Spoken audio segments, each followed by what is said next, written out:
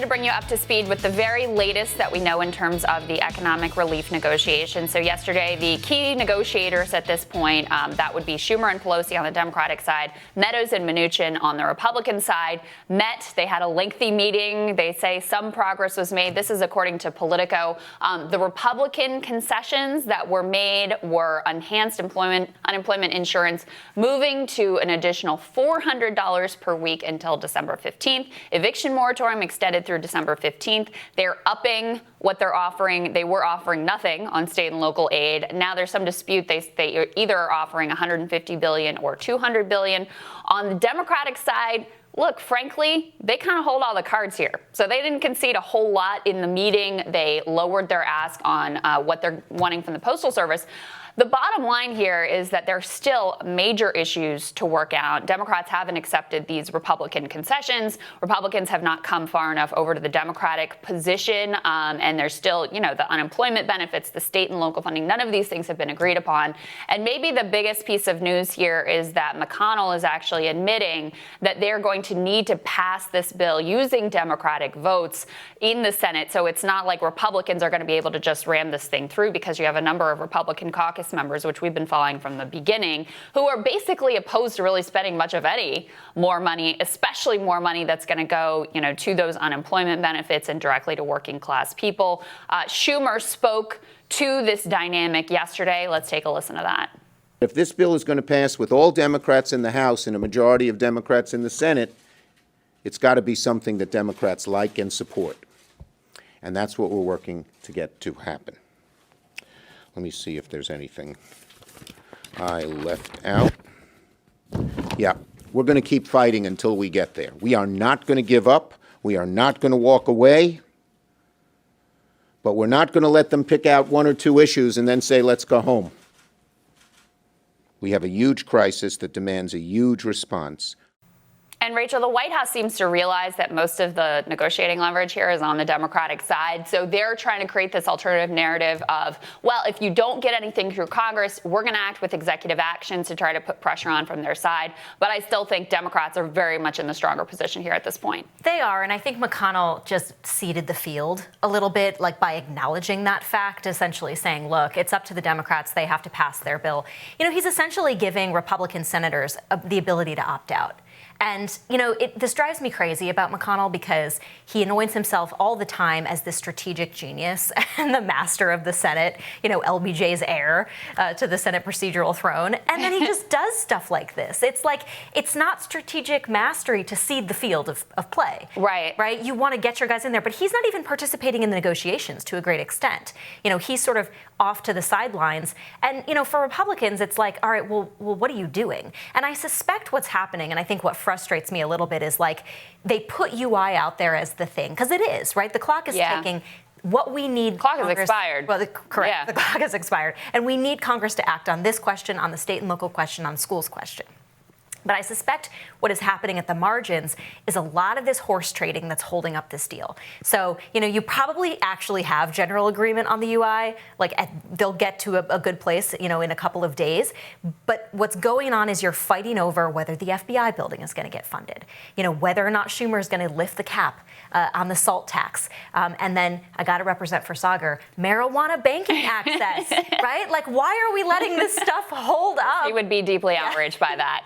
He would be deeply outraged, and I feel sitting in his chair, I have to reflect that outrage for him. But, it is an outrageous situation that we find ourselves in, and I just keep saying this day after day, there's no urgency here. And look, I don't want to cut the Dems any slack here either. Look, in fairness, they did pass their bill. It wasn't what I would have wanted it to be, but they did pass their bill. They did it in a timely fashion. The Republicans have just been sitting on their hands. This deadline came and went. They've left millions of Americans in the lurch, and they're sort of like, yeah, we're hoping to get a deal this week.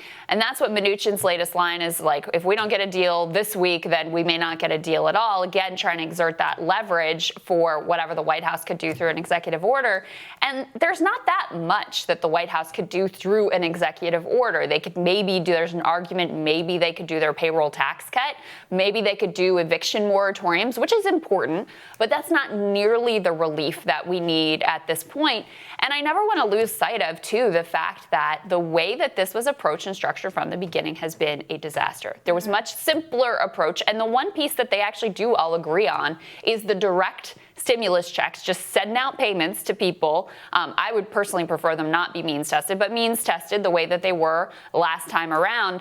It's interesting. There's actually a proposal out from Ed Markey, Bernie Sanders, and Kamala Harris that's saying, you know what?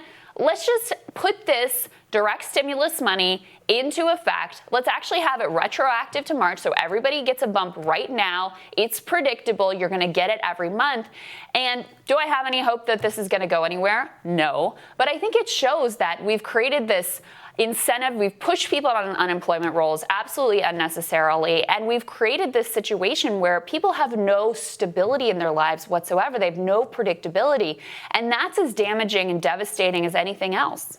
What's interesting about the direct payments is that it goes actually all the way back to the beginning when you had, the decision, are we going to sort of wrap ourselves around the axle of UI, or are we going to do these direct payments?